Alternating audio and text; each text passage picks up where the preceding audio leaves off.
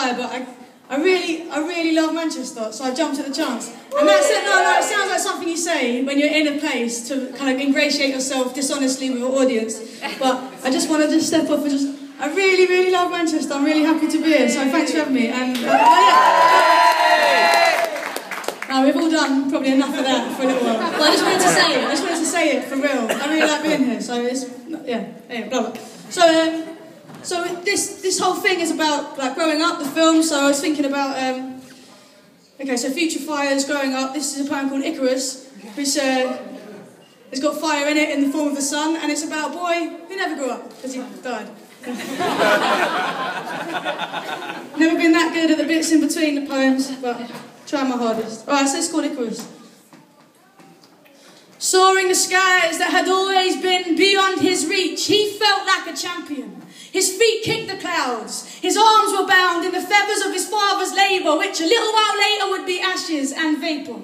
Cumbersome limbs furnished with powerful things, he heard the wind speak every time he felt his wings beat. His father flew before him, and so his course was set. He said, "Don't fly by the waves, kid, your wings will get wet. But don't fly so high that the sun melts your wax." He said, "Stay on my path, son, follow my tracks." Well, Icarus, enamoured with the feeling of flight, he just had to fly higher and get closer to the light, right? So the sun was hot against him, but he carried on ascending. He felt strength in him increasing like the heat that was so tempting. Beneath him was the world he left behind in search of better things. But to achieve that freedom, he had to sacrifice everything. I told him, "Icarus, come down from the sky.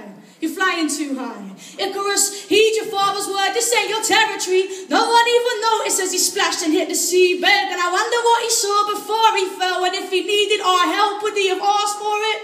Probably he wouldn't. Probably he thought he was invincible. He weren't. In principle, he burnt, he smouldered in those myths so that we who never flew before could learn from what he did. So, given the gift of flight, it was too easy to ignore the warnings of his father. How could he be truly responsible when it's getting a bit rock and roll now, isn't it? How could I can't see him. How could he be? The light's in my eyes. Icarus. I'll start the second verse again. So, given the gift of flight, it was too easy to ignore the warning of his father. How could he be truly responsible when really all he wants to do is soar above his station and become the sun's equal? But the sun can have no equal. Poor Icarus, that flicker in his eye, that distant picture in the sky about to catch the light, he saw, foolish young pride, silly man cub. How can you learn to fly if you ain't even learned to stand up? See, if he'd listened to his father, then he never would have drowned. But the happiness he felt is one he never would have found. Gifts are dangerous when they are given and not earned. And a lesson merely heard is never a lesson learned. By the time his father turned, the wax had completely burned, feathers scattered on the waves, but they just rolled on unconcerned.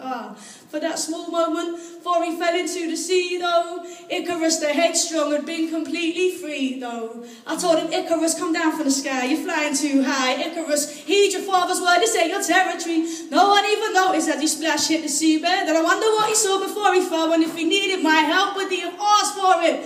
Probably he wouldn't. Probably he thought he was invincible. He weren't. In principle, he burned, he smouldered in those myths so that we who never flew before could learn from what he did.